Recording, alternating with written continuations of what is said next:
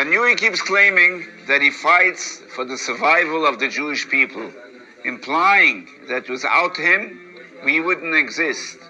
In reality, the opposite is true. Historically, Jews and Muslims in the Middle East lived as neighbors, friends, and business partners. We shared close ties. They cared for our children, and we for theirs. They respected the Jewish faith, but when the Zionists came, they disrupted this harmony, causing divisions by demanding land.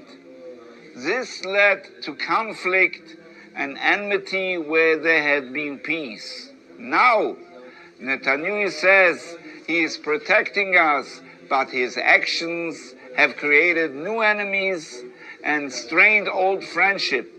We don't need new enemies. We need to maintain the peace we once had.